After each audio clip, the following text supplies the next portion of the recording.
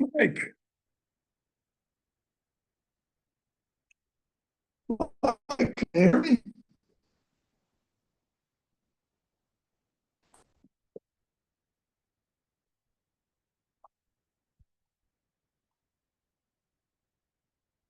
I see you.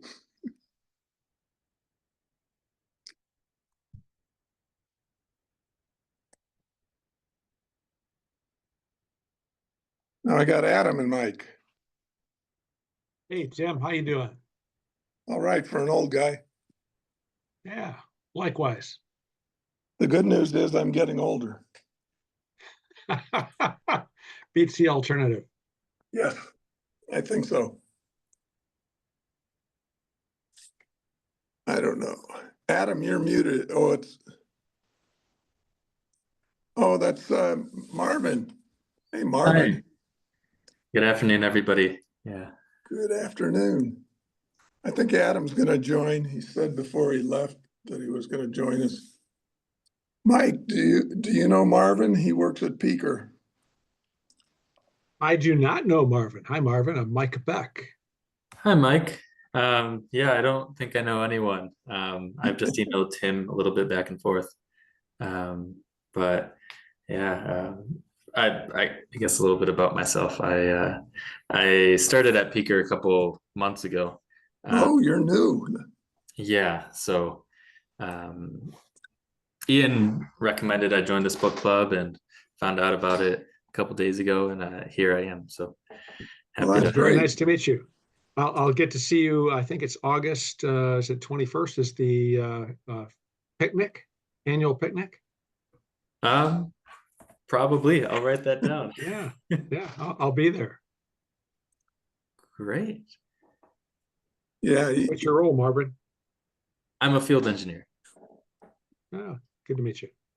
Good to meet you too. Well, two people how are in the waiting room. All right, so I have to figure out how to get them in. Probably Leslie and Adam. No, it's Adam and Dennis. I got to get my screen back. What the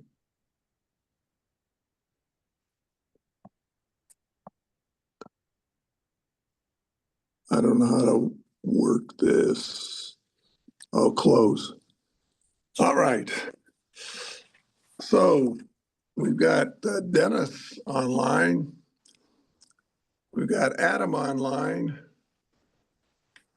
We've got Mike and Marvin.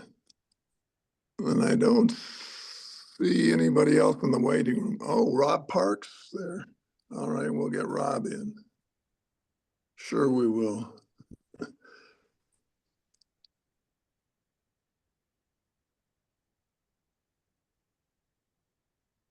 Rob, welcome.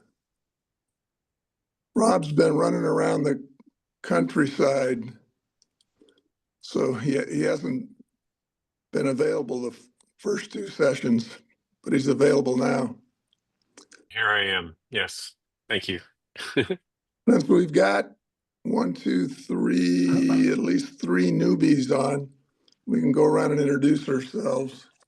I'm Tim Higgins. I worked at Rocket. I taught school for a while, 8 years, math and English. Then I got a job at Rockwell International and stayed here for 29 years, and then became a NASA contractor at this same facility. And I got involved with the Deming and Deming Institute in the early 90s. Who's next, Mike? Hi, everybody. I'm Mike Beck.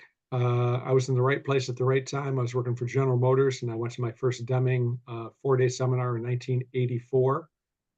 Ended up being part of the Powertrain Statistical Network with Ian and others. Ended up with a career partly at General Motors, partly at Toyota, partly at United Technologies, and some consulting after that, and presently retired and enjoying myself.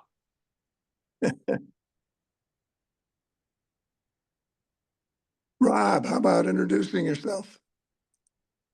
Sure. So let's see. So I finally realized about Dr. Deming a couple of years ago, despite having been pretty close to all of the things that we talk about here, at least in the 90s. But how I missed it, I don't know. I've been a software engineer since, since about the early 90s. Um, I guess Bill and I have in common that we went to RPI. I went. I think I started 2 years after he finished his PhD. But anyways, yeah, and I just got back from Japan, so that was an exciting experience as a software engineer to finally go to the Gemba and see the things that I've been using as analogies and metaphors in my daily work for at least 25 years now, to finally start to put some of those pieces in place. And it was an exciting trip, but happy to be home. Yeah, sounds like a great trip. Hmm. Dennis, introduce yourself, please. Oops, I think you're muted. I'm Dennis. I've been There. around the Deming area since the late 80s. Worked in transportation, major provider for Toyota for 15 years. And I've worked for some large companies, Amazon, Starbucks, T-Mobile, and I've also taught at universities for about 30 years. Great. Adam. Hi, I'm Adam Chiarella. I've been working with Tim as a quality engineer for about 2 years, and this is my first, this is my fourth week of Deming, so excited to learn more. And you're a star. Yeah. One of the things that I found about learning more is just read the book another time and you'll learn a bunch more. So we've got chapter 4 is the focus today, but we can talk about anything in any of the stuff I sent out or in the earlier chapters if you want. Anybody got anything from earlier chapters or in the news that you want to talk about?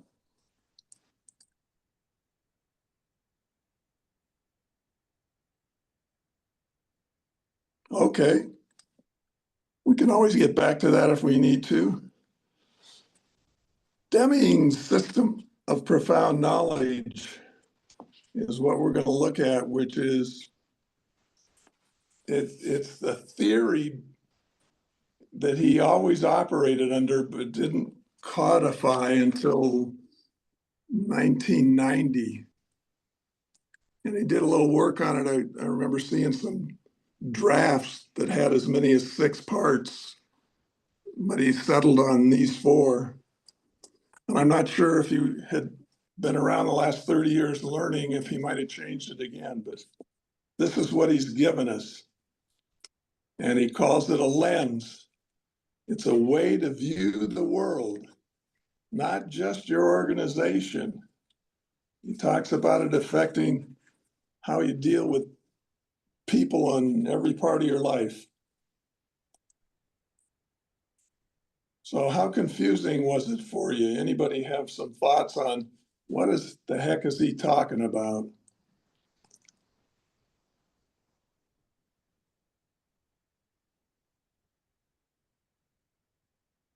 I really like the quote at the beginning of chapter 4. And the chaff he will burn with unquenchable fire, from Luke. Yes. So all the stuff that's not based on the right way of thinking it's going to burn. It's not going to be giving us anything. Yeah, and there's interesting thing because Deming calls it a system of profound knowledge, meaning his system of profound knowledge, not claiming it is the only system. That's But a I good haven't point. found anybody else's that's anywhere near as good. In fact, most organizations don't work with a management theory at all.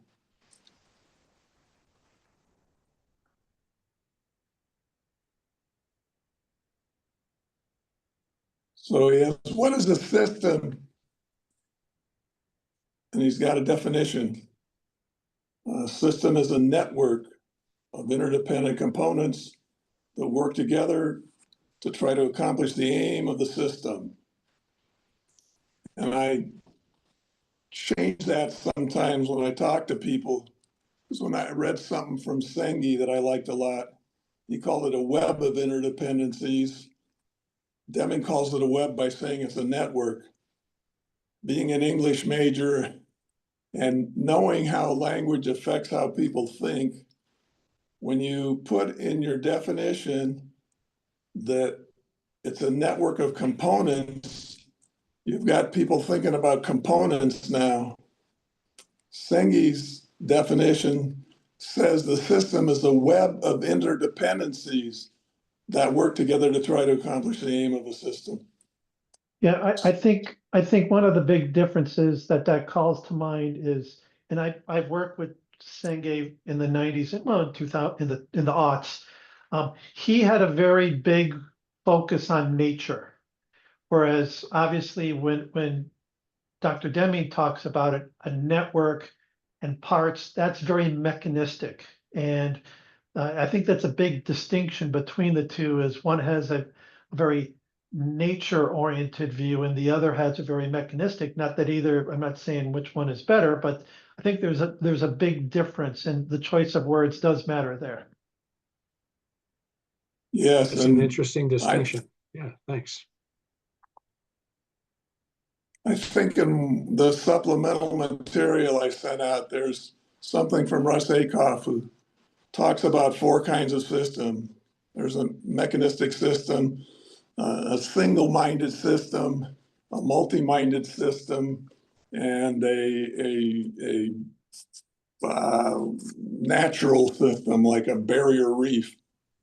And he talks about the differences.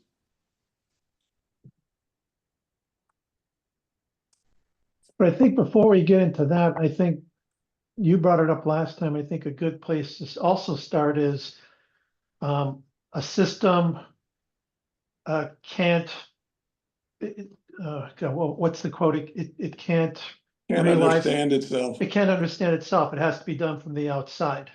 And I think that's an important part, especially for us trying to understand it, that you have to be outside it in order to really properly understand it. And he clarifies that, saying you don't have to be somebody outside the organization, but if you're trying to understand the organization, your view has to come from outside the organization. So you can have an outside view and be within the organization.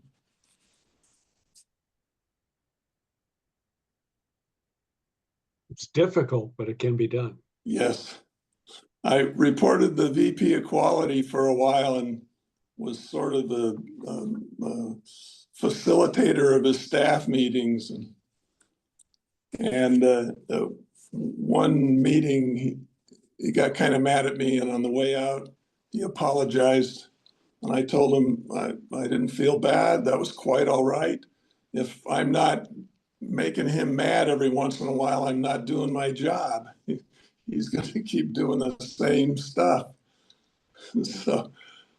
So we settled on that I did have an outside view. And then a year later, I went to him and said, I think might be getting trapped inside the system. I'm not sure I'm far enough outside. And he said, you're plenty far enough outside. But I think that also might help us in our discussion with trying to understand Deming, because within the system, there are, you have biases. And people will say, oh, well, yeah, Deming's got the best system. Well, we have biases. We also have blind spots. And yes. so we're touting how Deming system is so good, its SOPK is so good. But sometimes because we're within, we have this bias and we don't understand or can't see what other people see from the outside. Yeah, I think it's critical to keep considering. Al Vishwanathan, who used to participate in these discussions over the years, asked a great question. Deming talks about people who don't have knowledge trying to teach other people, and he calls them quacks. So Al asked the question, how do we know we're not quacks? And what was his answer? He just wants to discuss it. He doesn't have an answer. I would offer that if you're willing to ask the question and actually consider whether what you're doing might have some real major difficulties or even minor difficulties, you're probably not a quack.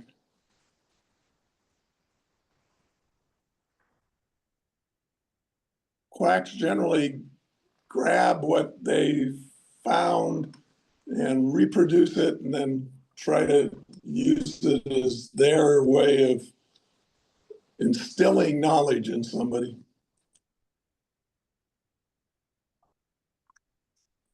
I like If you're willing to- his discussion about the level of interdependency between a bowling team, an orchestra, and a business. I find it fascinating that he sees a business as having more interdependencies than the orchestra. And I also like about the orchestra, he talks about each of the members doing his part to help the other members of the orchestra. And I used to talk about that when I was coaching the soccer teams, helping the guys understand that the game is 90 minutes long. There are 22 people on the field. So the ball's going to be at your feet about 4 minutes during the game. We're going to win the game by what you're doing the other 86. And it has to do with running not because you want the ball passed to you, but you want to suck a defender out of the way so there's a space for him to move, one of your teammates to move in and maybe get a shot off. That whole concept that your focus as a member of the orchestra is helping everybody else while doing your job.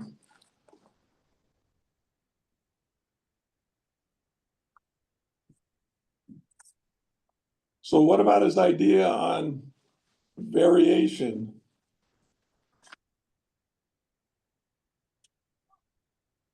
Marvin, I don't know how familiar you are with the two kinds of variations he sees.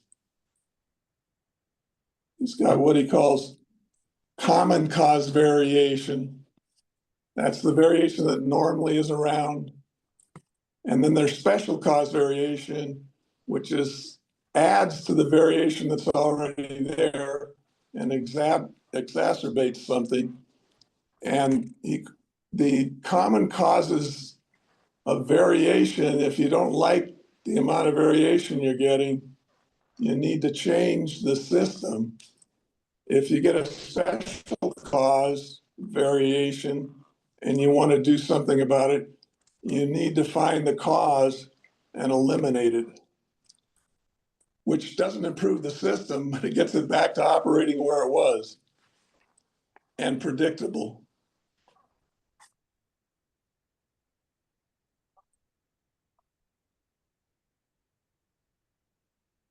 And telling the difference between the two requires a method. You have to have some data and you have to look at it over time. And you have to apply some statistical methods to understand whether or not there's a common cause only or common cause plus special cause at work. And even before that, Schuhart. you got to have what's your theory? Yes. You have to have your theory before you get to the method. And so, with your theory, hypothesis, then the method then goes about test it. Yeah, in fact, the organizations collect all kinds of data, but as Deming points out, if you don't have a theory, you don't even know what data to collect. It doesn't slow them down, though. They collect a lot of data without any theory at all. And I think it was Hero Hackaboard class I took. He gave us ways when there's not data to think about whether what you're seeing is common cause or special cause. When Can you see a share some of that? newspaper article, you can apply that because you won't have much data, but you could say, well, I think that's probably common cause variation. Or no, that's a special cause, something weird's going on.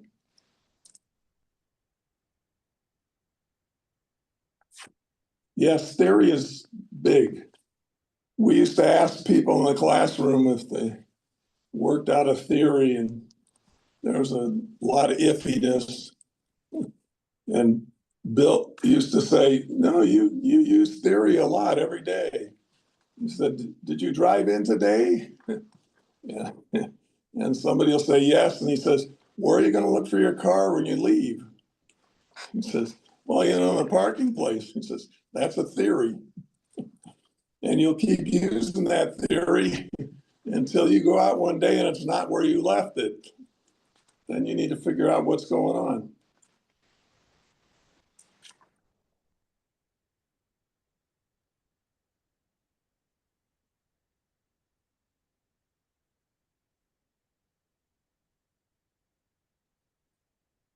I find it interesting that he's a mathematical physicist and a statistician, and then he has a section that says there's no true value of any characteristic, state, or condition that is defined in terms of measurement or observation. If you change the procedure for measurement, or you change the operation, or you change the observation process, you're going to get a new number. And out of the crisis, he has a plot of like 8 times they measured the speed of light over the, I don't know, 50 years, 80 years, whatever it was, and shows all the variation. And what he points out is there's an agreed to value for the speed of the light. You have to take this measurement method and take the average, or that measurement method and take the lowest value or the median value. And that agreed to definition allows you to go on, but you can't claim it's the true value of the speed of light.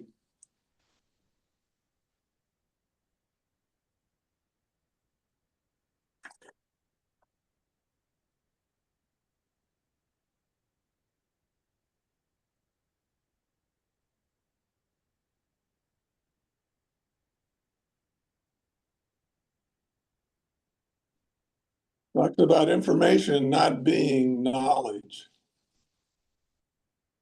Russ Akoff has a hierarchy. I think he calls it contents of the mind. Data, information, what he calls understanding, which means knowing how to do things, and knowledge, which I can't remember if it flips those. One's knowledge and one's understanding. And the higher level one is knowing why things work, not just knowing how to do them. And the 5th one he calls a quantum leap to wisdom, which is the ability to take all that data, information, and knowledge and understanding that you have and predict an outcome. So a question that is asked, or that is, I should say, a statement that is made about Deming and his SOPK, specifically his theory of knowledge, was that he never ran a business. Now, he had a theory, the outside view, but he never ran a business. So was he able to get to that area of wisdom if he didn't have that experience of actually running a business? Being a No, but leader, if being you a leader. apply a system of profound knowledge, and that's what he asks everybody to do, apply it over and over and make changes as you learn. And he resisted. People always wanted him to tell them what to do. He didn't know how to tell them what to do because, as you say, he wasn't part of what they did. He knows that they understand, and if they have this system and operate out of this theory, they will learn more and more about their organization. Okay, so Michael Zvide told us when he was working with, I think it was Polaris, where they were trying to apply Deming, they'd apply something and see the results and say, wow, that's great. And we're making progress. And then they look up and they realize there's this mountain still ahead of them that they have to learn. So let me rephrase the question then. Since Deming never worked in business and worked as a leadership, how do we know that his SOPK is credible if he doesn't have that wisdom of being in the system of business? You can't prove a theory. You can only disprove it. And what he's operating out of is this theory. And there's some evidence that it's certainly useful because there are peaker services and Bandagi and Toyota and a lot of places it's been applied, and it's been very effective.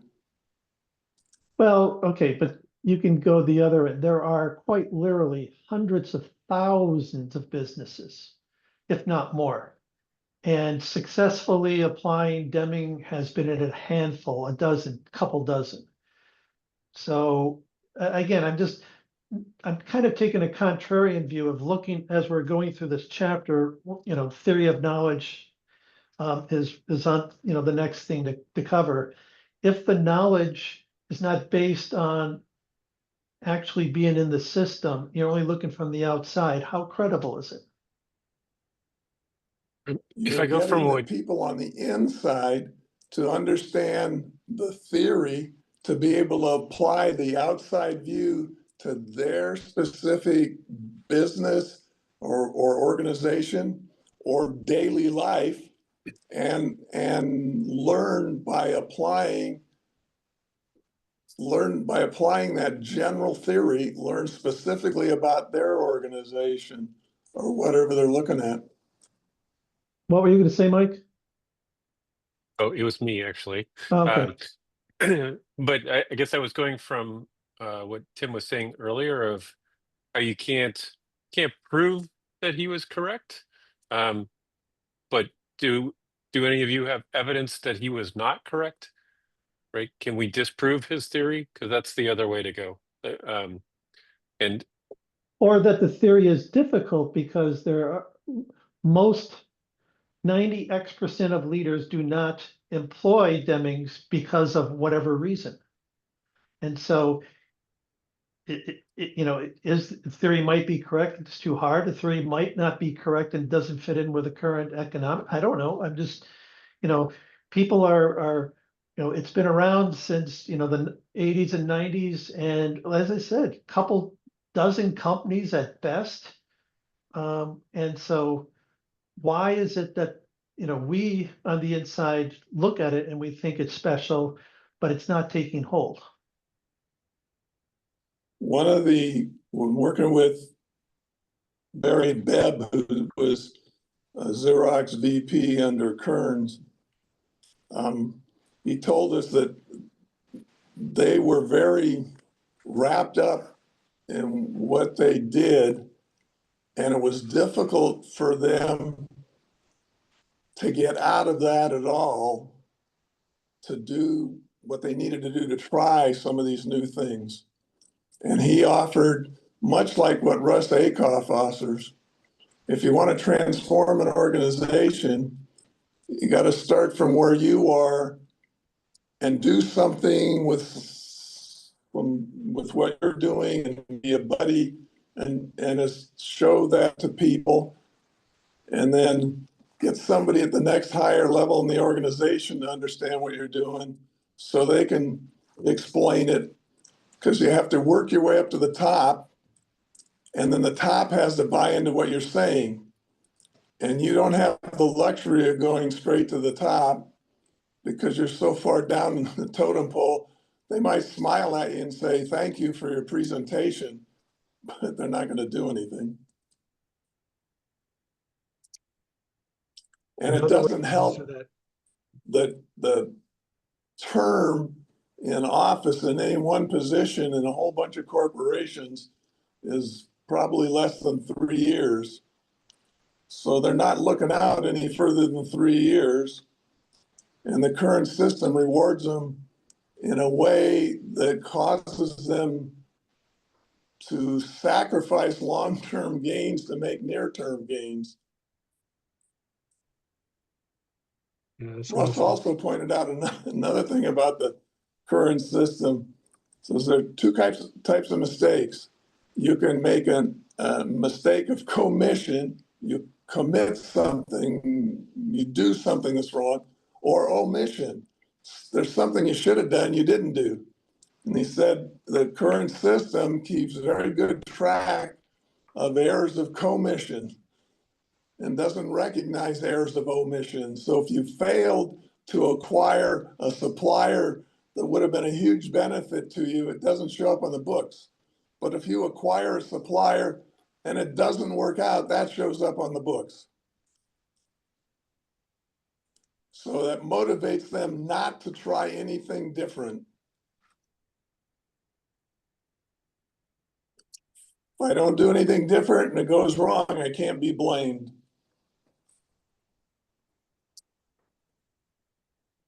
So there's a lot of resistance, and I can't claim that that's the reason, but it certainly makes sense. And I think Deming believed that too, because the people were complaining to him that, you know, we're trying, it's not happening. And Deming told him, sometimes you just have to wait for people to die. Meaning, if the guys on top who can't buy into this die off or go somewhere else, and you've got somebody ready to replace that person who has some idea of what's going on with profound knowledge, you have a chance of changing the organization. I would like to add something to that. Another way to look at this too is places that have been successful. There are examples.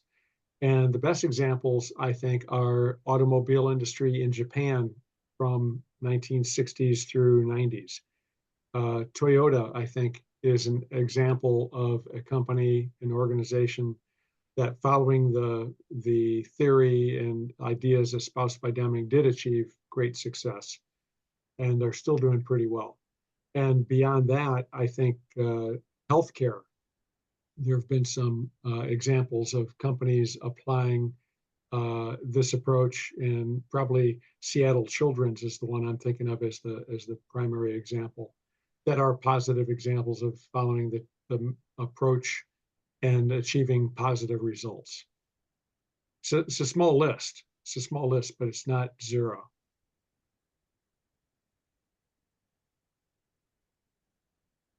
It's a good question. How do we know we're not quacks?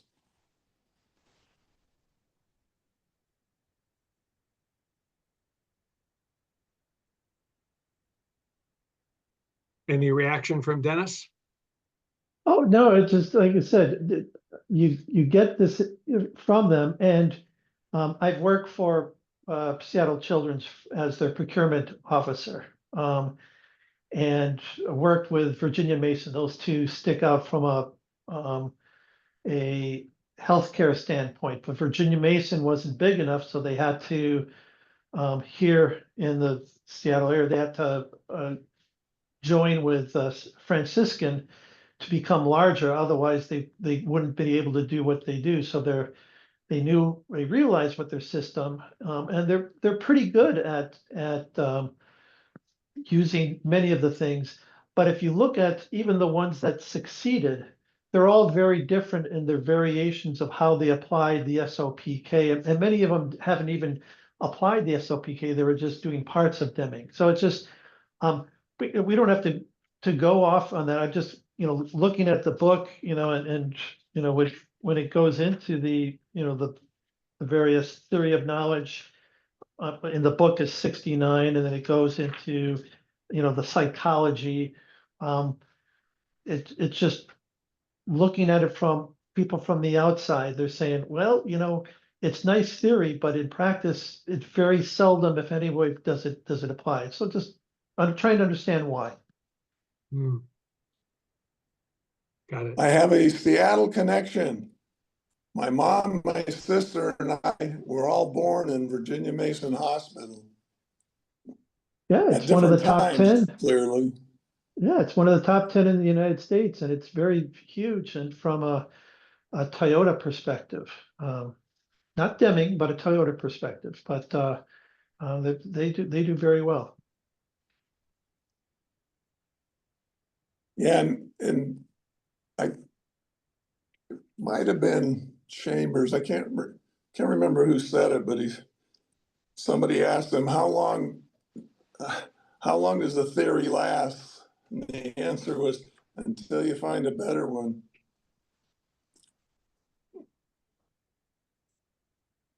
And with applying the theory, it's like what Richard Feynman said about physicists, experimental physicists. He says they're facing an ever increasing frontier of ignorance, meaning every time they study something and learn something, they find out there's a whole bunch of other stuff they didn't even know they didn't know. So the unknown keeps getting bigger. And the idea of applying profound knowledge, you're going to bump into some things that you didn't know you needed to learn. Mike Feide talked about that. And that's probably why all the companies won't look the same or apply things in identically the same way. They all will be following the theory to some extent and learning and continuing with it. But their specifics are different. So it's not going to be a bunch of Toyotas. It's going to be unique to the people doing the application. Variation.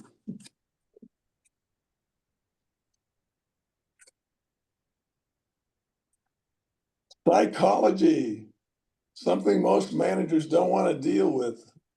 They don't like people, evidently. I'm not sure. They don't seem to spend a lot of time with them. The higher up you are in the organization, the less likely you are to go down to where somebody's doing some work and talk to them.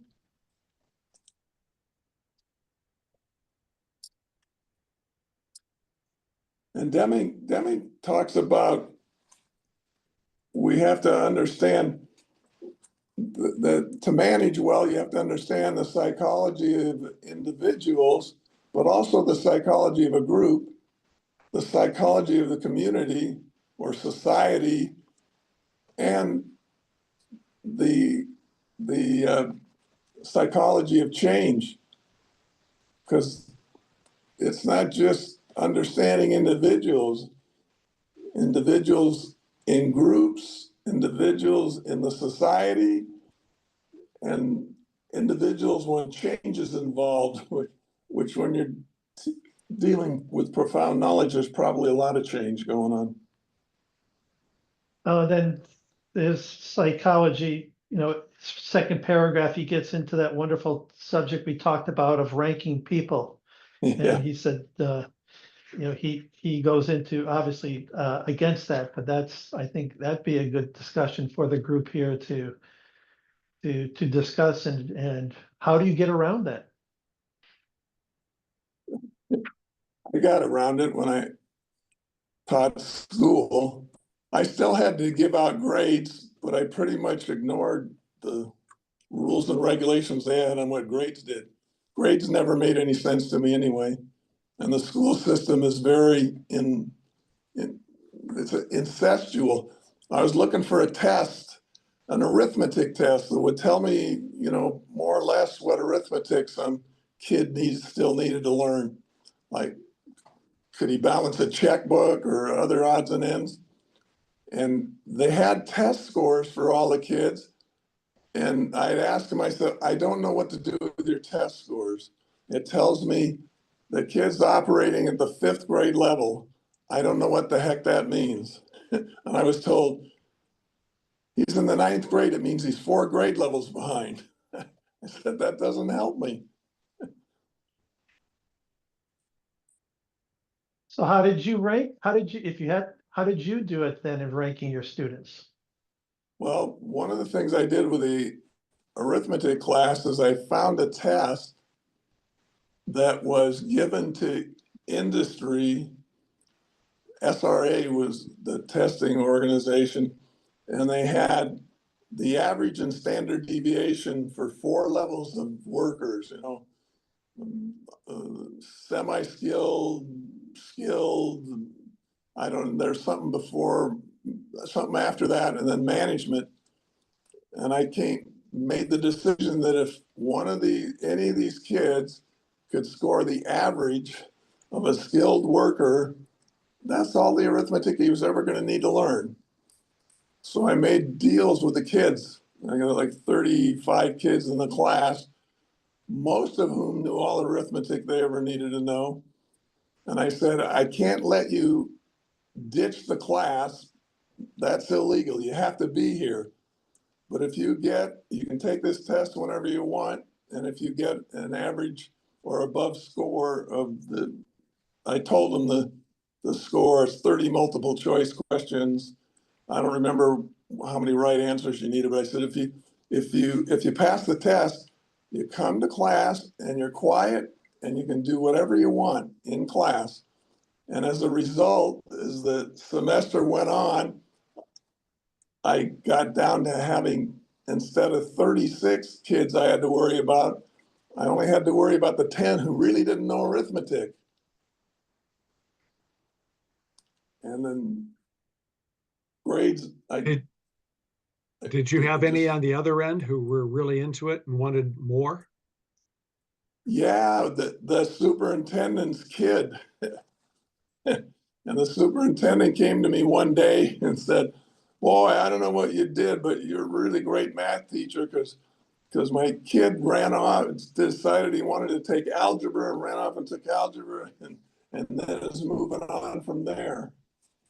And he didn't like math at all. So I'm not sure it had that much to do with me. Yeah, so if everyone is shooting to be average, right? If they get to the average of what they're going to need, and the school system is going to be affected by that. And so the greater system is going to be suboptimized. The greater system, I tried to work this out so the whole district could, all 3 high schools. I said, I recommended that we give this test to sophomores, and if they got whatever, we could pick whatever score we wanted, but I didn't mind the average score for a skilled worker, but you could pick a different number. But we gave it to the kids. If they passed the test, they didn't have a math class. They didn't have to take a math class. So any math class they took would be elective, which would be algebra or geometry or calculus or one of those, which would advance their math. And I got them to adopt it. And after 2 years, they abandoned it because the parents were complaining They couldn't believe their kid could graduate from high school without taking a math class. So the system rejected it. Yep. Yep. It's They didn't understand the psychology behind it then, I guess. they didn't understand anything about it. There's something I learned when I was teaching is that what my preparation in college was not about learning. It was about helping me learn how to deliver curriculum. So my job was to deliver curriculum, which is not a very good way to get learning to happen. When you're telling somebody what they need to learn, you're going to get resistance. And the whole system is set up on telling people what they need to learn, rather than asking them what they want to learn and helping them learn that.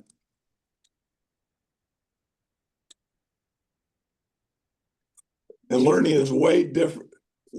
Helping people learn is way different from delivering curriculum. So in there, it made it sound like too the parents, they're actually part of the system. Yes, And, they vote and for so the board. And so you have to work on the psychology of the parents. Yep. In that example, it sounded like. Yep. I worked my way up the school system to get the Board of Education to buy it off, but I didn't do anything with the parents. That never occurred to me they'd have a problem with that.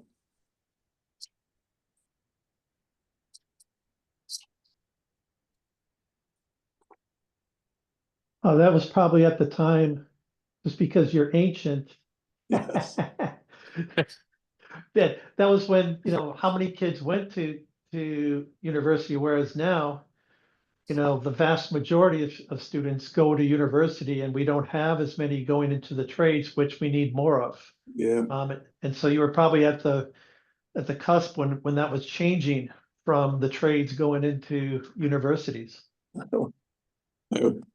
I was there at an interesting time too, because California was about to set up a system where in order to get a diploma, you had to pass a test. And I was working in both the English and the math departments. So I was supposed to be helping with each test, both the English and the math test. But when the math department had a meeting on the told I couldn't, because I was going to the English department meeting. And when the English department had a meeting, I told them couldn't go to the math meeting. So I didn't have to deal with that. But I did ask each group if the first day of school, high school, this kid sits down and we give this test that we're designing, and he passes the test, are you going to give him a diploma? And the answer was no. So you want him to sit around for he knows what point you're going to teach him. I don't understand that.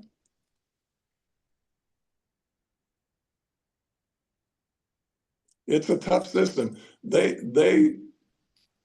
are very, as I said, not incestuous, but and in addition to that, they're very paranoid. I got involved with what they call a school within a school, where we were getting really small class sizes and teaching classes that weren't really curriculum. It was nothing was long. None of the classes were longer than 6 weeks. No more than 10 people, 12 people in a class. And the only way we could do that is we had 5 teachers that are certified by the state of California. And we had volunteers from self-help groups in the community, from the mental health groups. And every time the principal came by and saw somebody who wasn't he knew wasn't a teacher, he'd say to me, "Is that guy a teacher?" I said, "Well, he's not a teacher, what are you asking? Well, does he have a certification? There are laws about that. And I said, the laws are fine. I'm certified and he's working under me. Everything's fine.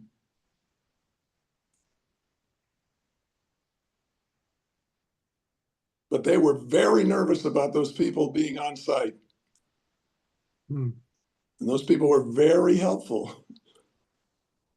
I mean, they're doing similar things on the outside.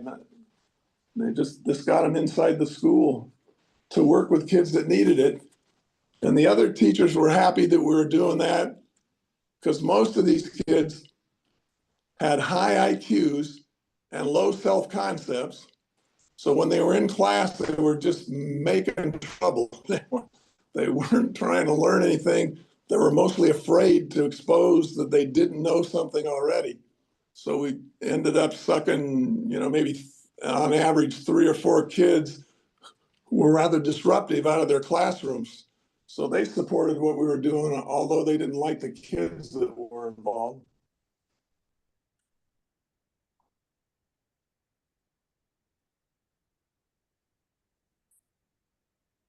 So I didn't understand the psychology of the society around the school. In fact, I didn't even know Deming existed at the time. And the theory of profound knowledge didn't.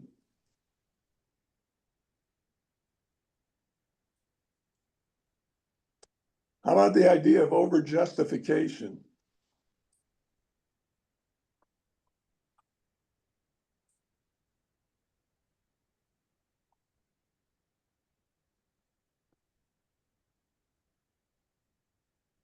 Deming offers a couple of times where he made the mistake of, and if Deming, who's conscious of this stuff, makes the mistake, what are the rest of us doing?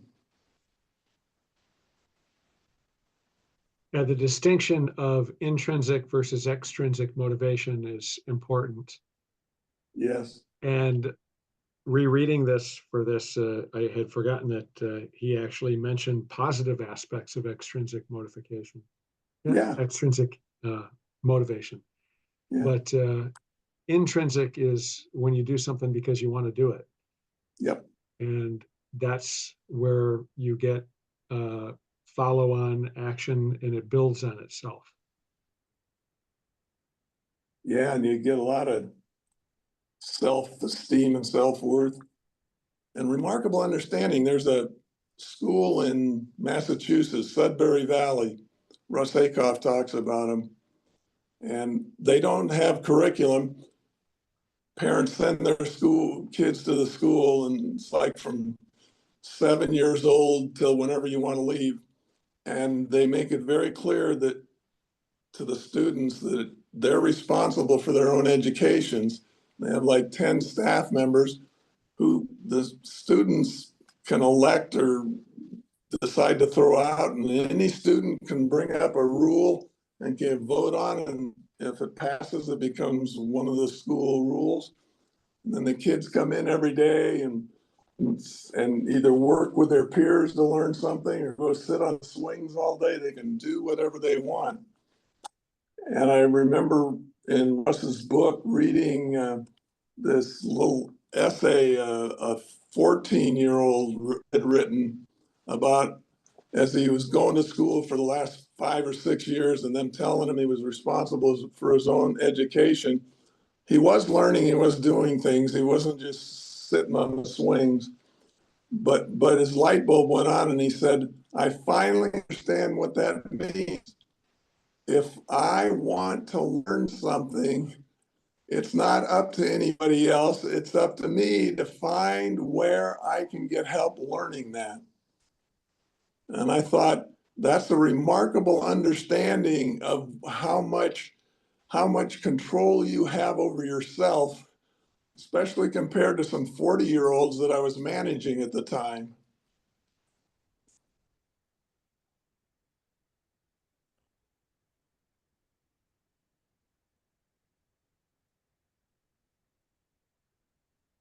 That also talks, recently the big backlash of everyone getting a medal for participation. Yeah, I know. And what does that do for people's self-esteem? It helps some, but does it diminish and over-justify what's happening? Yeah, it's hard. I remember what one of the guys in our classes was coaching a kids team. I don't remember the age group, 10 or 11, but a mother who was very earnest bought trinkets of some sort that were enough for every kid to get one, and she wanted the coach to hand at the end of each game to select one of the kids to give this award to for having, been the outstanding or the one for that game. And he said, well, thanks for this, but I'm going to use them differently. And he didn't hand them out during the games during the year, but at their barbecue at the end of the year, he had he called out each kid. He called them out one at a time and asked them to stand up, and then said a little bit about them and what they'd done and how they contributed to the team effort. And then he handed them one of the trinkets. Then he asked the next one to stand up, and the next one, and the next one. After the first few, who I guess the first maybe 5 had scored goals. So part of his explanation is they scored a goal. The other kids were thinking these awards are going to people who scored goals. And he asked this person to stand up, and she says, Coach, I didn't score any goals. She says, I know, stand up. And he talked about her contribution of delivering the ball to people who did score goals. And so he ended up giving out all the trinkets, and every kid got a trinket and an explanation of what he thought their contribution was to the team.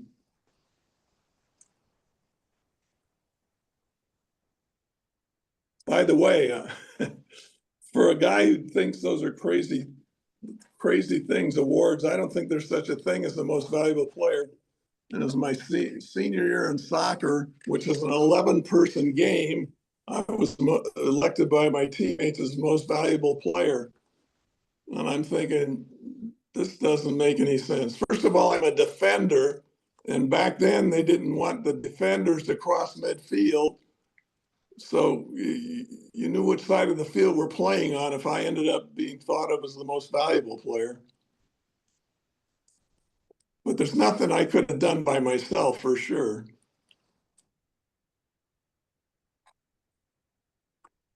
Did your team have a winning season or a not so winning season?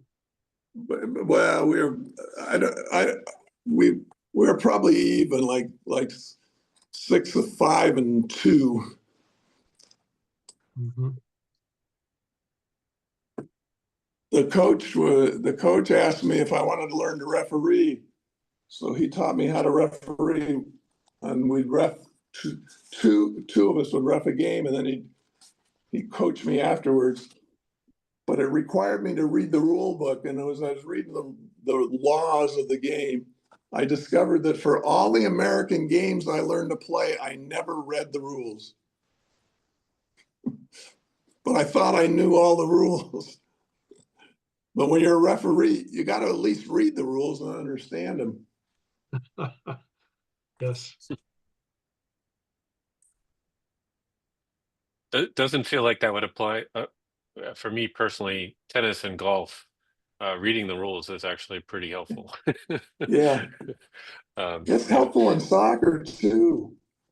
If you understand the rules, you can make stuff happen that sucks the other team into making a mistake. I do wonder with giving like every kid a trophy of some sort, like I've always wondered why would that ever be necessary? I mean, as a kid, say on the baseball team, I'm just there to have fun and play baseball. Yeah. I mean, I am interested in winning, but it's not the end of the it's not the end of the day or the world if my team isn't the team that wins. Yep, yeah, Rob, but what happens if you're always the last person to get selected for your baseball team? Or you're the last person that gets selected for the basketball team?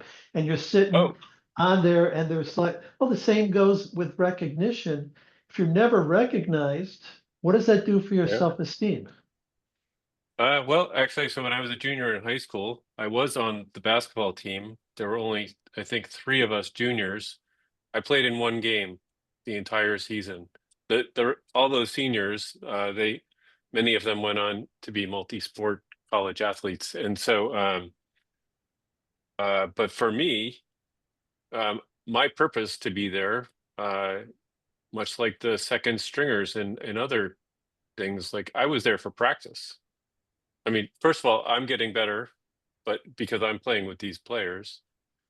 Also, I do have the benefit of watching an excellent basketball game with a little From a bit good less seat. pressure because I from a really good seat, right, front row, although in the corner. But but in any case, but it was you know, I probably didn't recognize it anywhere near as much then as I do now that I contributed to that team by being, we mixed up the lineups and things like that when we were in practice, um, and it made them better to do that. So in the respect of it being about the we, um, I honestly enjoyed that season quite a bit. If anything, it was definitely outside my comfort zone the time that I was in the game, especially if it wasn't in the last 2 minutes and we weren't ahead by 20 points. Yeah, talking to a friend of mine I played soccer with over the years in an amateur league, and he played professionally in Puerto Rico. And he claimed, I asked him why he plays, and he claimed, I play to win. And I said, Manny, you don't play to win. Yes, I do. I play to win. And I said, you've lost a hell of a lot of games and you're still playing. So I think you might misunderstand why you're playing. You're playing because you love the game.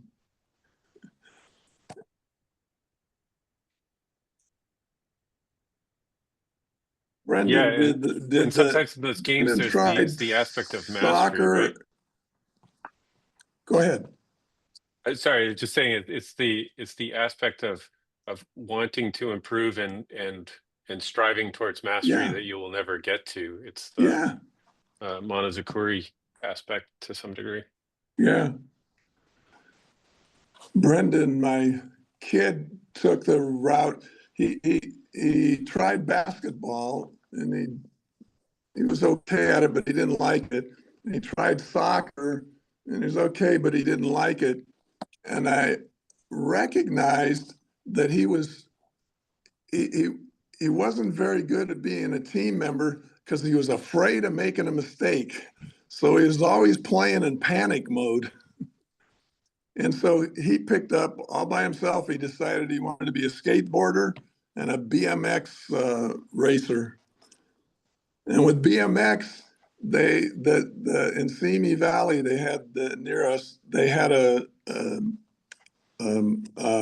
track, and on the weekends they had races and handed out trophies. And during the week, it was open 2 nights where there weren't races; it was for you to practice.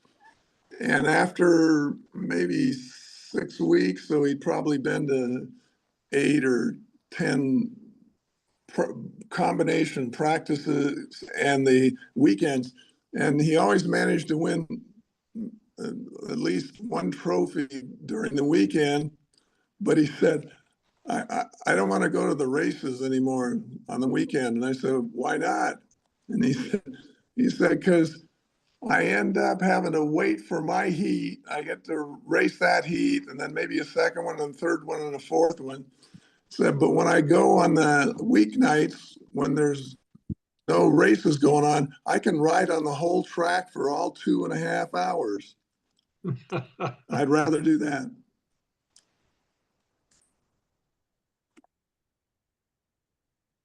He just And enjoyed the ride. that's the thing. You got to learn to enjoy what you do. Alfie Kohn talks about that. He said, you can knit a sweater and take pride in the sweater you knitted without comparing it to anybody else's knitted sweater. But when you're raising your kids, it's hard to do that. Alfie even said that. He said, you know, my daughter runs up to me and says, Daddy, Daddy, look at what I drew. He had learned not to do the dog biscuit thing, pat her on the head. Oh, what a great artist you are. And he's talked to her to get her back in to how much fun she had doing that. She says, he would say to her, wow, what was the hardest part of this? Wow, why did you pick this color? Oh man. So he got her to think about the joy she experienced in creating that thing. So it wasn't Dad. Yes, she got to interact with Daddy, which was also a reward, but she also got reinforced that she's having fun.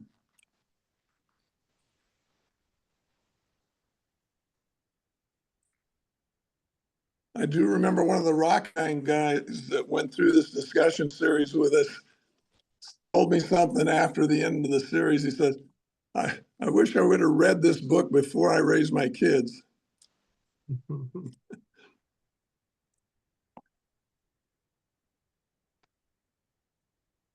Tim, your story about Alfie Kohn reminded me of a little fable he told. I think it was at an OQPF conference in the 90s in Cincinnati. And he was talking about intrinsic and extrinsic motivation. And he told this joke, the story about a group of kids, junior high school kids, boys, and they'd walk home from school every night. And there was an old retiree guy, kind of like me, out in his yard, working on the yard most days.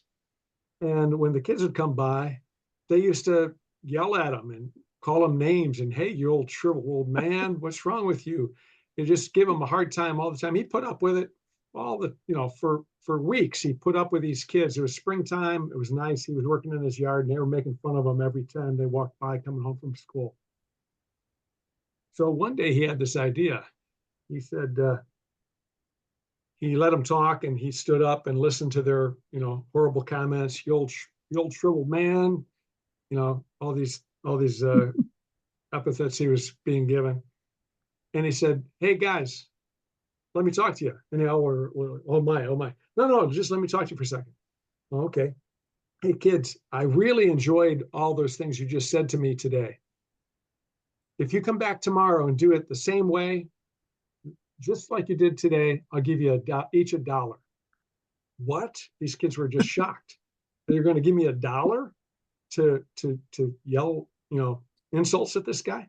But so next day, a couple extra came along and they yelled and screamed and he listened and then here's your $1, here's your $1, here's your $1. And they said, hey kids, if you come back to me tomorrow and do the exact same thing, yell and scream, call me names, I'll give you each $0.25.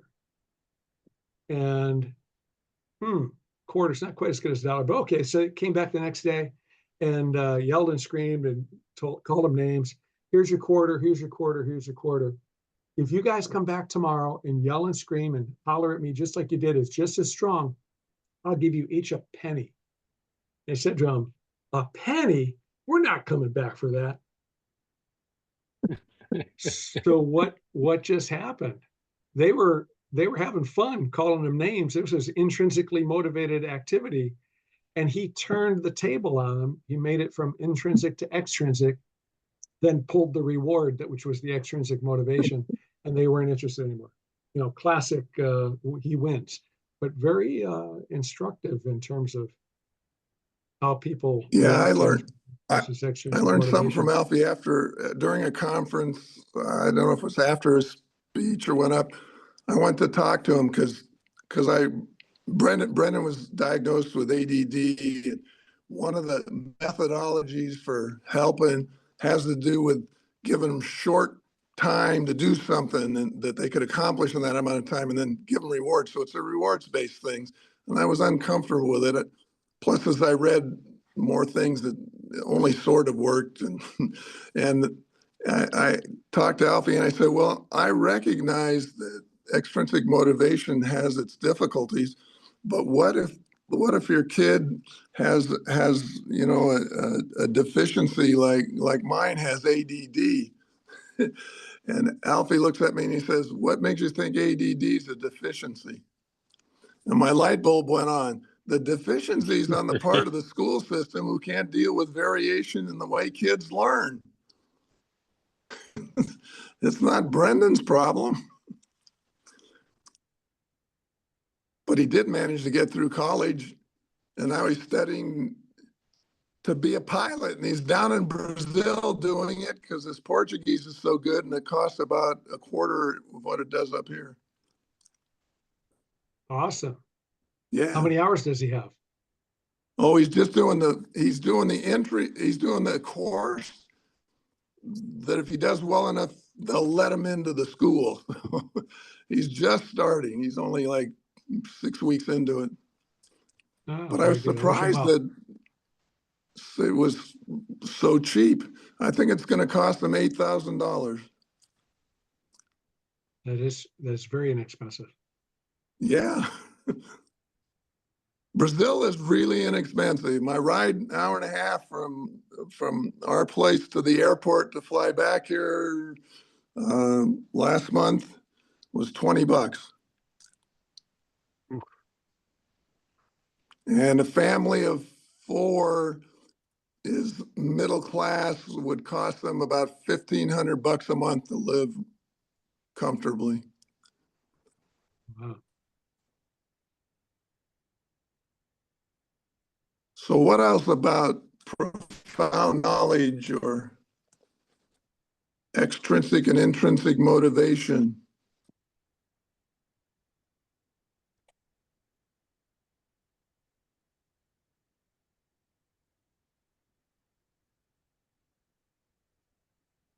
I had a question. I'm pretty new with Deming, as in a Yeah, couple of days.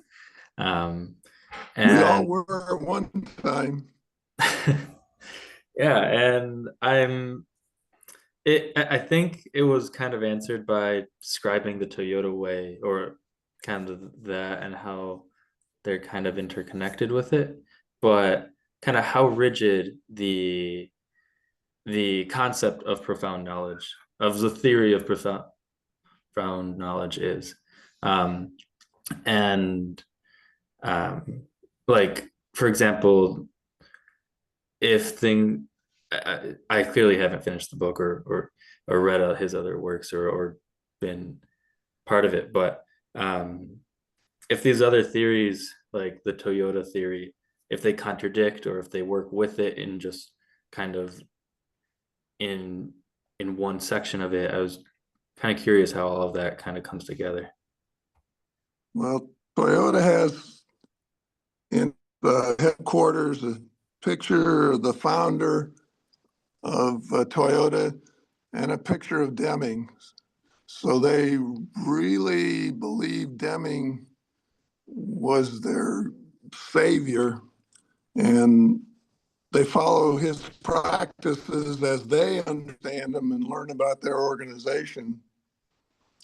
But they're very Deming based. In fact, a while back when they were having trouble with some quality problems, the management, the upper echelon recognized that they had slipped into worrying about how sales volumes and a whole bunch of things like that instead of focusing on improving the quality of the organization and the product.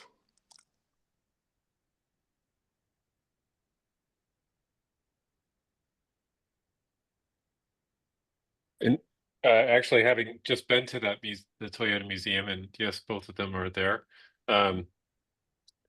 It was interesting that I didn't actually hear Dr. Deming's name referred to a lot, but I could see it in pretty much every supplier that we went to. That you could see all of these things, and how it just is kind of. You could also see how Japan influenced Dr. Deming, like that there's some merger of the two that had to have happened. But like yourself, I'm on one side of the variation. No, I'm sure he was affected by them. Yeah, there's a lot of I'm not coming up with any examples right now, but I should try and find some more clarity on some of those. But yes, I guess, for example, there was a lot of talk of psychology and actually the management of the happiness of the people on the teams, and not just being about the target all the time. Yeah, I Those was to me- fascinated when I first read this and Deming talked about joy in work. Because they certainly didn't talk about it in the school system I worked in, and I hadn't heard anything about it in my corporate job here at Rockwell International. But it made a whole bunch of sense. It's like this. It's like Rob and I, when we're playing a sport, we're playing it because we like playing it. I'm doing this job because I like doing this job, and I take pride in my work. If I couldn't take pride in my playing soccer, I wouldn't play soccer. If I couldn't take pride in doing my job, it's a terrible job. I got to go somewhere else. But to have it set up and say, one of the aims of the organization is to create that joy in work. Russ Akoff talked about companies not realizing what they're in the business of. They think they're supposed to grow. And Russ says, no, garbage heaps grow. They're in the business of development. They're going to develop skills of the employees. They're going to develop relationships between the employees, develop relationships with suppliers, develop relationships with customers, develop a market. It's all about development.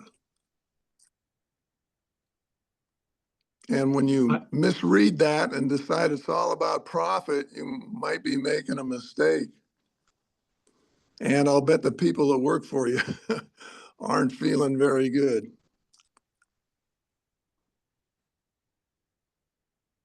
I have a comment about Toyota's understanding of systems and understanding that they're part of a system. It goes to their logo. If you ever looked at the front of a Toyota vehicle, it's got a T. Yeah. And it's an oval horizontal and an oval vertical. Do you know what kind of an oval those are? Those are ellipses. They have two foci. If you take a string and draw around two nails, you'll get an ellipse. The two foci in the vertical direction is Toyota with its customers. It's Toyota and their customers in a system. The horizontal are the Keiretsu companies, all of their suppliers, everybody working together in a system, sharing two foci in that system horizontally and vertically delivering. Those two sets of relationships are the system in which Toyota works. I'm also not sure it's a coincidence that is also the Toyota one is the warp and the suppliers are the weft. Yes. I worked for a guy named Natsume-san when I was at Toyota. I was hired to help introduce TMM-NA, Toyota Motor Manufacturing North America, in the 90s. And I left GM and was in that job. And I learned a lot from that guy. And he explained to me how they came up with that. And that was the explanation he gave to me. Oh, really?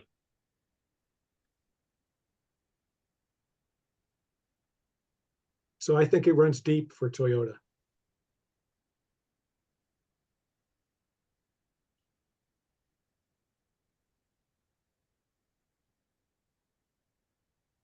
Thanks for the question. Yeah. Yeah, no problem. That's a cool fun fact. Oh, more than a fun fact, but I'm definitely gonna at least use it as a fun fact. Yeah. good to ask questions.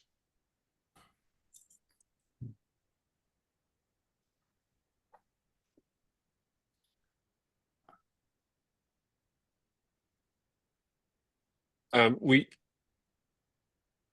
either I missed or because or we browsed by the Deming's. One of the things that caught me early when I was learning about some of this was the cause of loss from the use of MBOs. Oh, And yeah. and this is and I think the best I can realize at the moment is that, so when I had to deal with MBOs, both encounter them as well as try and create them in the Yes. 90s, I had a theory that they were wrong, but I had or that there was something not right about them, but it wasn't a very well thought out theory, and I certainly didn't have any way to really disprove the theory. Nowadays, at least in the software industry, although I know it's broader than that, is OKRs, and I guess that's like an Andy Grove invention, but the objectives and key results, I believe, is that what that stands for? But they are the same. Whatever the phrase is, like the same wolf in different sheep's clothing or something like that. um, and so seeing this, and understanding better the fact of how, yes, you can, they, that is exactly like the fact that they compete against each other, and they compete against the other priorities that my team has. And at least any time in practice that I've been asked to deal with OKRs, they have been workload on top of the stuff that is actually the stuff that we think we should be doing. And how it just makes the system compete with itself as opposed to treating it like a system. So for me, that was actually a big aha that really made me want to dig in, or keep learning more. It is Yeah, the definitely Japanese employ a system they call Hoshin planning, where you you come up with goals, objectives, whatever they are, and then they play catch ball. So the higher up executives come up with these goals, then you pass them down the organization, and the organization guys down that have to implement them comment on them, and they go back and forth till they've got agreed to, which takes a lot longer than the way Americans plan. And then each one of those things has a target where you're trying to get, and it has a method by which you're expected to get there. And so at the end of the year, when you're looking over these, if you haven't met an objective, the discussion is around why did we think this method was going to give us that results? What's wrong with our understanding? It was learning like a plan, do, study act from that activity, which is very different from handing out bonuses based on the results. I can say a little bit more about that. The Hoshins, they were developed and then shared and catch ball down through levels, just as Tim said. At the end of the year, we would look at two things. We would look at our activity and the results we achieved. And we were red, yellow, or green on activity, and red, yellow, or green on results. And really, it was red or green. So you could be red on activity and red on results, and therefore your interpretation is, what we didn't get the job done that we said we're going to do, and therefore our results were bad. You can have green, green. We did all the things we said we were going to do, and it looks like it resulted in the result we expected. So those are the kind of easy to interpret. You could have red on activity and green on results. What does that mean? You got lucky, or you didn't understand the cause system, or your objective was you should have shot higher for what you should have achieved. And then you can also be good on the activity and you didn't get the results, that questions the theory. We didn't understand what cause and effect was here. So it was an annual learning cycle. And this process would be the same month every year. And it was a full month of flow up results from last year, flow back down the next interpretation, and work it over and over. And finally, these were 12-hour days every day for a month to make this happen. And then you'd work the year, and years went by fast. I mean, you're coming up to the next one in a hurry because you're busy. So it was a very comprehensive system that I tried to implement in many different places I was after Toyota. And nowhere in North America was I able to get anybody to be as interested in it as Toyota or I was. How did Too you hard. see? How was the that sort of month of planning? I mean, is the line shut down for all of this, or Oh, heck no, no. You're doing all this on top of your regular job. That's why there were hence the 12-hour 12-hour days. days? Got it. Yeah.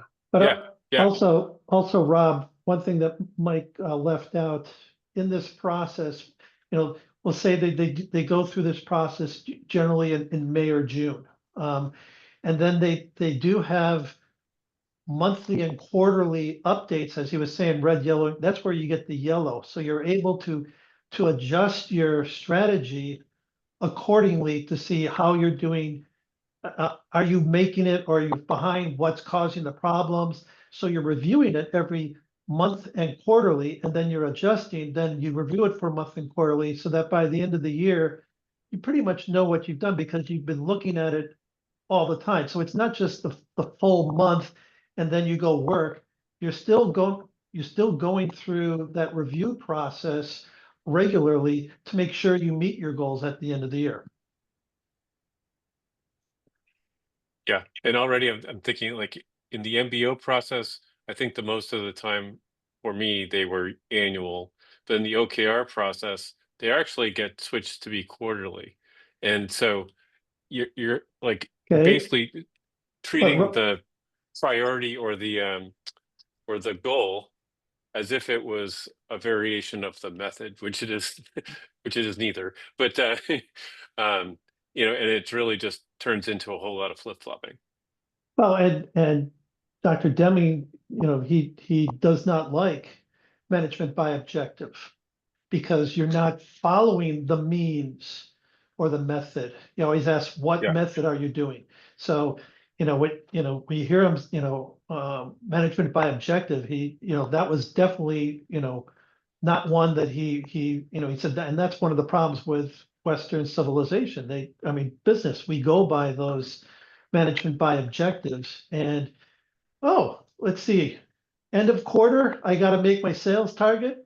Not a problem, and then that creates all the problems. So, and so forth and so on. So it's, that's where these regularly looking at your goals along the way and adjusting it and do your PDSA, helps you to meet them at the end of the year, along with the development, as was said.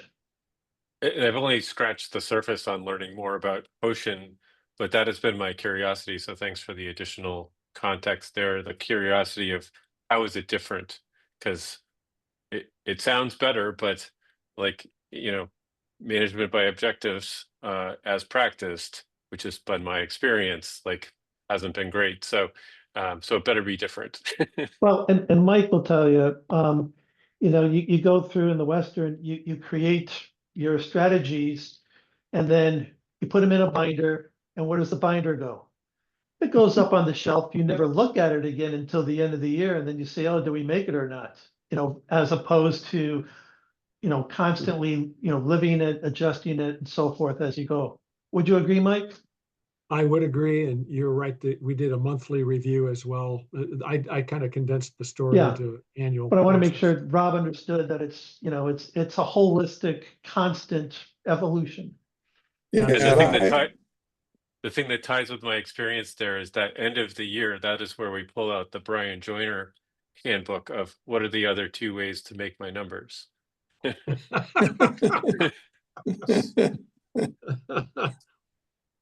What I like about Hoshin is that it doesn't separate the method from the result. That says we've got an expected result and we've got a method.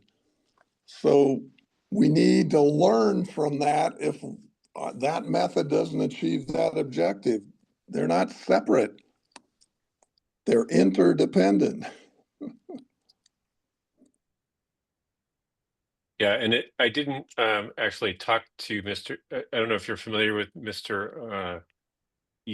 Isao Yoshino, but anyways, he was a leader at Toyota for I guess 40 years, but he was involved in the NUMMI project with John Shook. I think he actually hired John Shook, but anyways, he was also on this trip with me in Japan, so I have at least So yeah, you went with Katie in that trip.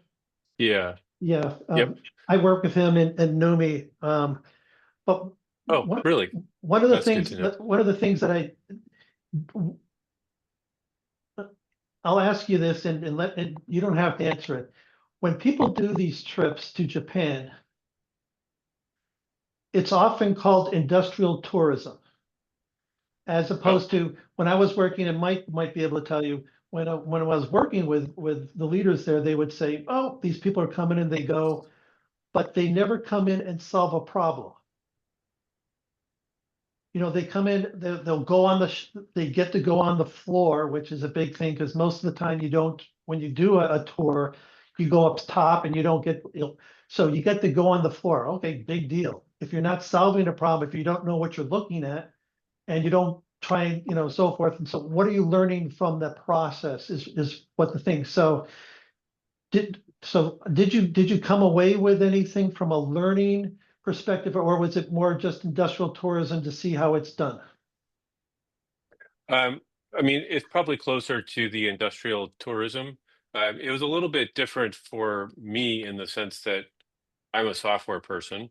And so I had actually, to my knowledge, I've never actually been on a manufacturing site. I've been on a site because my father worked with manufacturing sites, but I didn't actually know what was going on, and I wasn't.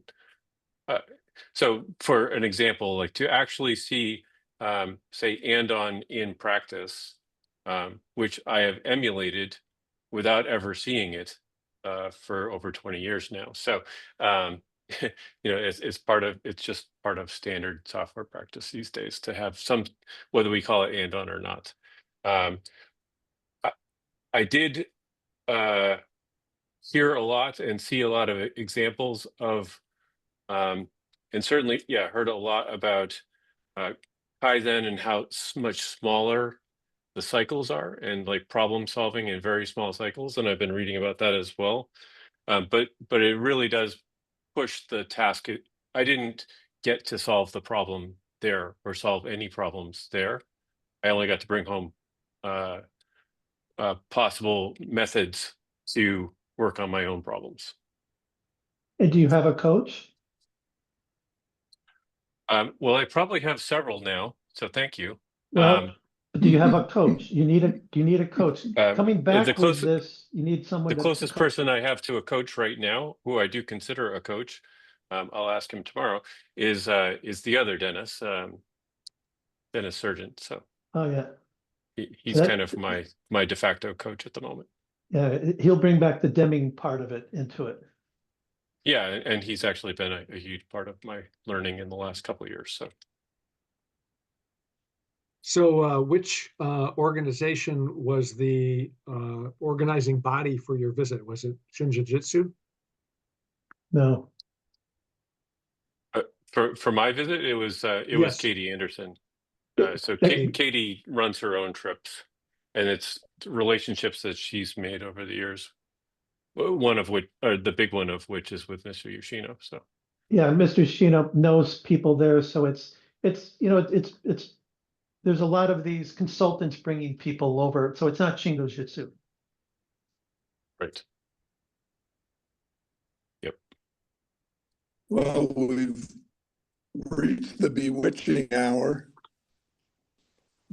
Bill set this so we could go to 6 o'clock if we want to continue doing stuff, or we can decide we'll hang it up for today and do some more tomorrow.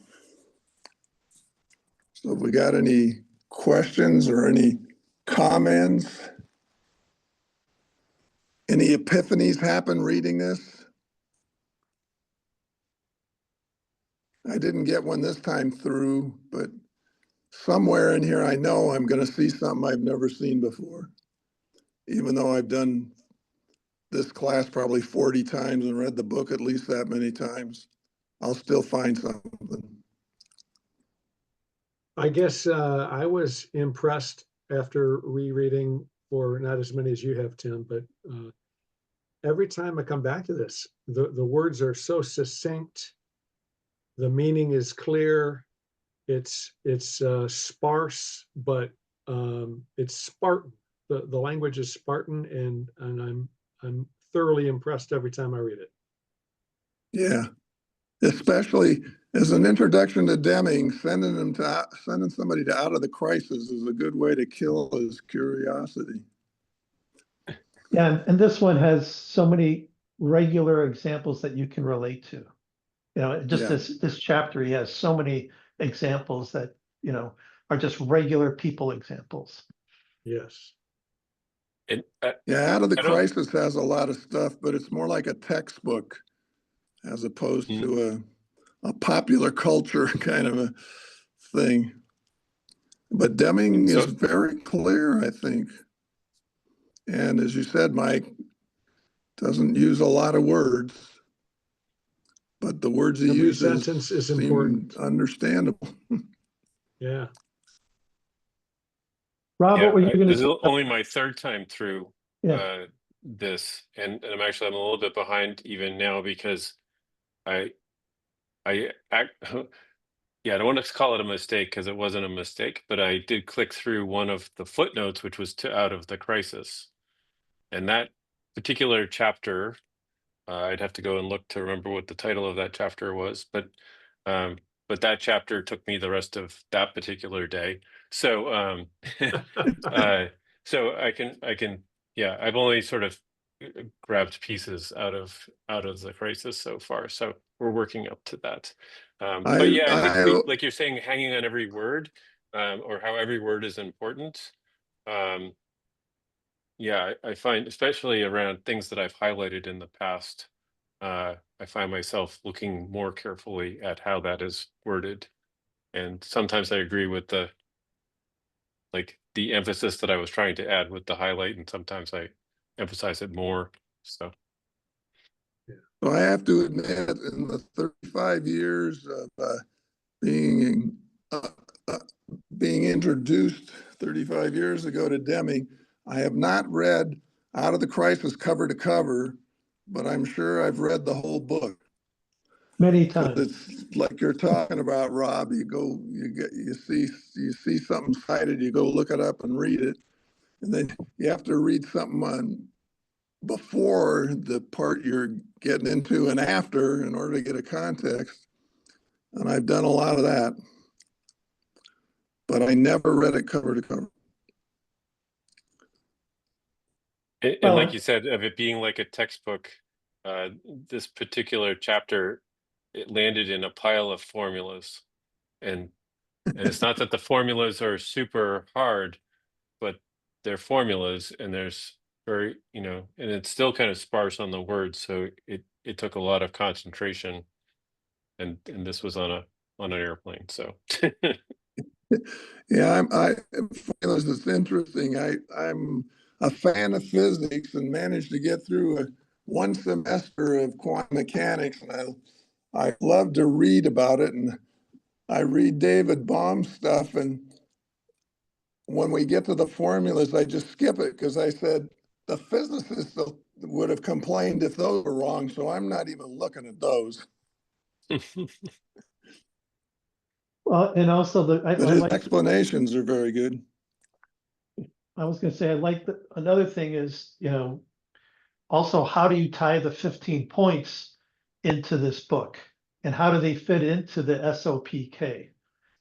Because a lot of people are introduced to Deming through either the 15 points Yeah.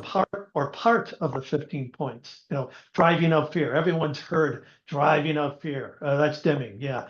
But how does it relate to, you know, the new economics? How does it relate to SOPK and so forth? So it's just tying everything together, and then, like you said, you have to go back and reread and go back to this chapter.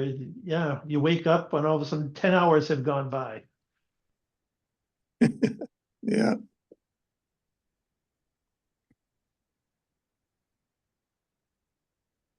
Well, great job, Tim. Thanks for leading us this evening.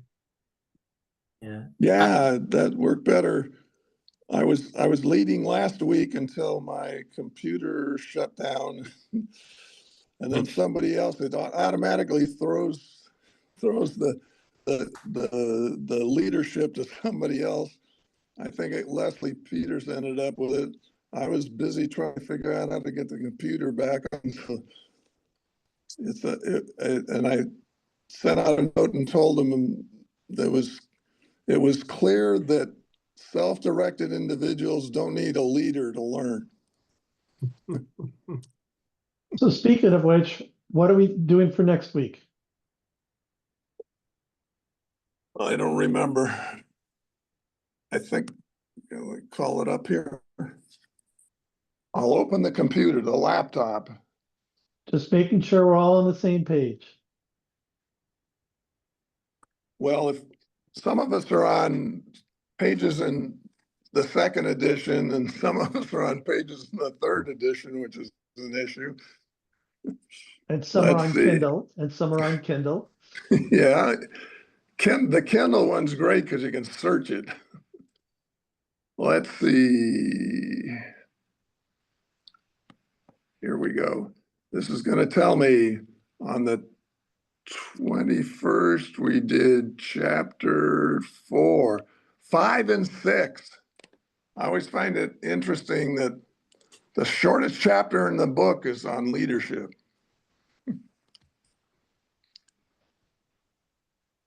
Don't know what that means, but everybody likes to talk about leadership.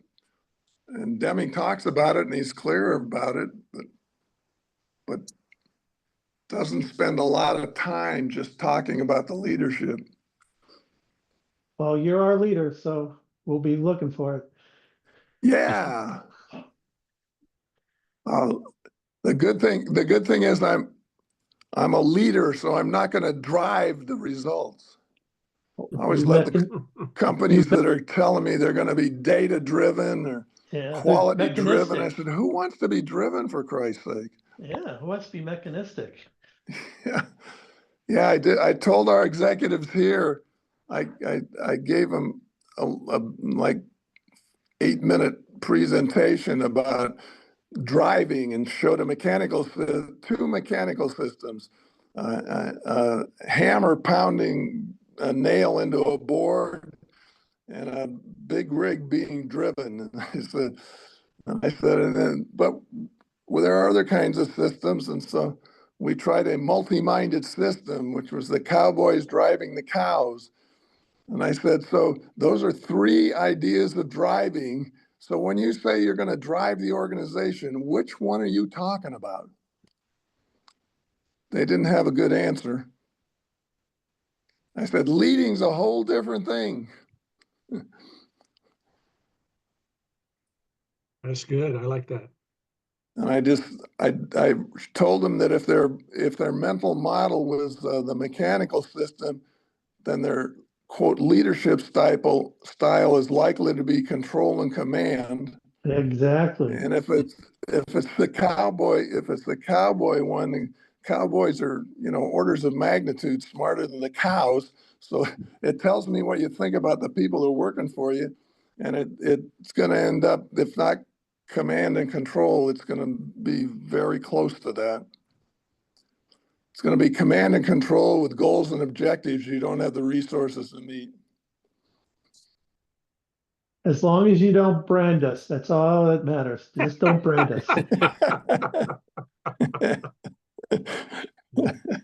I think that's called the performance review, Dennis. Yeah, I don't want a big D. I'm gonna have to explain to people, what does big D mean? I don't know, don't worry about it. I mean, that's how they get you to the performance review. Just put a rope around your leg and drag you over. I like that.